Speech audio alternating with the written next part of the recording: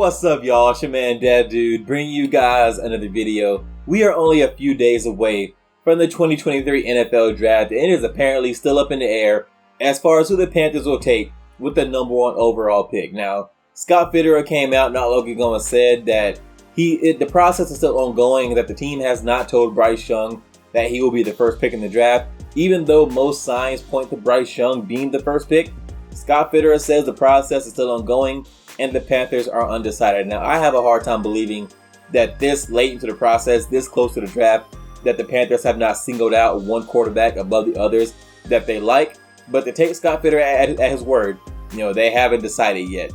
Even though, again, most of the signs point to Bryce Young being the Panthers' pick at number 1. But there are still some reports out there that they like C.J. Stroud, and there are still a few reports out there that they like Anthony Richardson.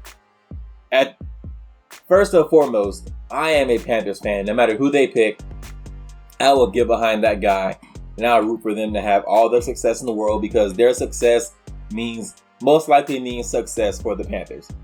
But I gotta say, I would be a little disappointed if they picked Bryce Young. Now, don't get me wrong. Bryce Young had a great college career. He has the accuracy. He has the processing ability. He has the mobility. He's not like an amazing athlete, but he's mobile. He seems to just have a great feel for the game. He has talent. But that size, man, the guy is not only short, he's small. There's one thing to be short. Like Kyler Murray and Russell Wilson are short, but they're not small. Both of those guys are like over 210, over 215, somewhere in that area. Bryce Young played at Alabama sub 190. Yes, he weighed in at 204 at the combine, but nobody believes that's going to be his playing weight. Because, yeah, he weighed in at 204. He probably had a huge breakfast, drank a bunch of water, and then weighed in. Because you got to remember, he weighed in at the combine, but he did not work out at the combine. He worked out at his pro day, but he did not weigh in at his pro day because he was probably significantly lighter than he was at the combine. So you got to think, there's a chance you could have a starting NFL quarterback playing at sub 200, and there's also a chance he might be sub 190. To me, that's just too small, because while he is a good athlete, he's not a Kyler Murray level athlete. He's not a Russell Wilson level athlete. The defensive linemen at the NFL level are just bigger, stronger, faster than they are at the college level. Yes, everyone likes to say that, the SEC, you're playing against NFL caliber defenses. That is only kind of true. Yes, the SEC has the best defenses as far as college football goes, but those guys are still not NFL caliber defenses. They're not every D tackle in the SEC is going to the NFL. Not every edge rusher in the SEC is going to the NFL. These guys in the league are going to be so much bigger, stronger, and faster than what Bryce Young is used to.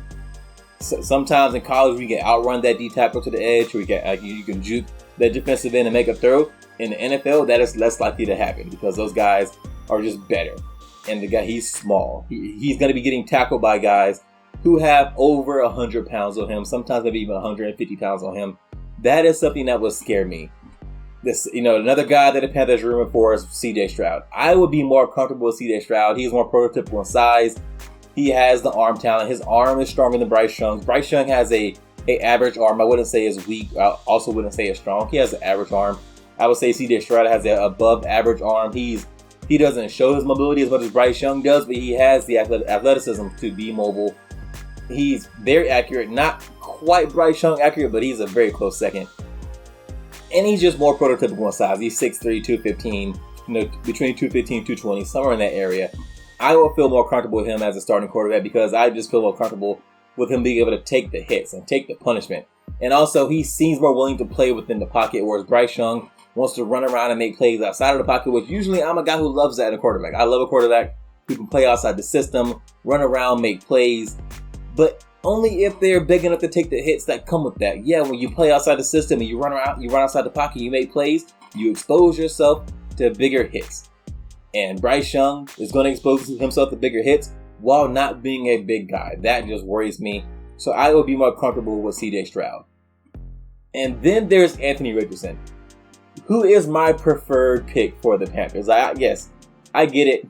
Whether or not he hits in the league, there's a higher potential of Anthony Richardson being a bust than with Bryce Young or C.J. Stroud. But if he hits, and I understand there's a huge if you hit on Anthony Richardson, that guy has all the potential in the world.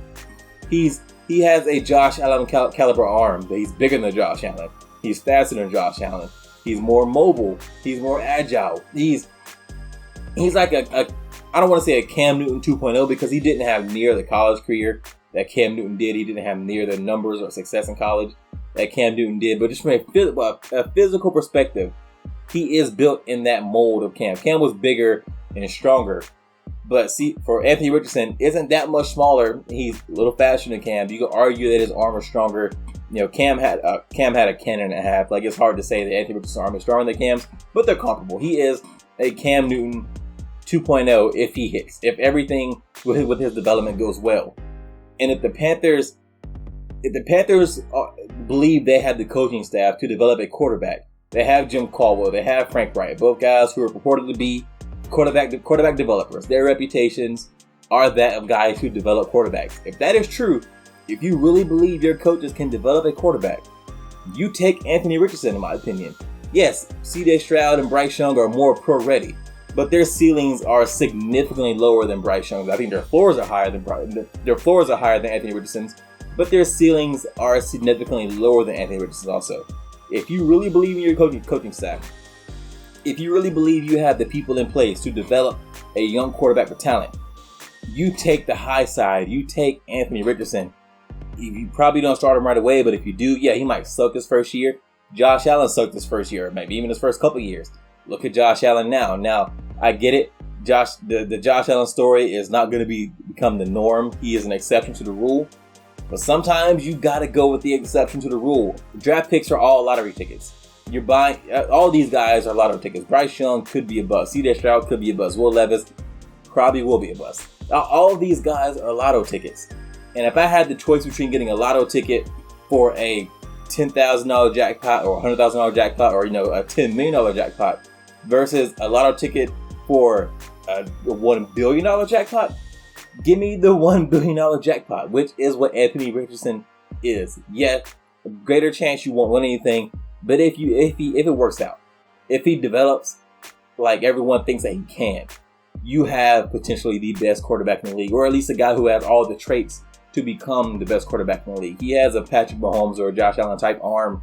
He's bigger than both of those guys, faster than both of those guys, more agile than both of those guys. Now, mobility isn't everything, but in the modern NFL, it is such a huge part of the game that a quarterback with that kind of athleticism and that kind of speed and power and that kind of strength of arm, I think you got to go with that guy.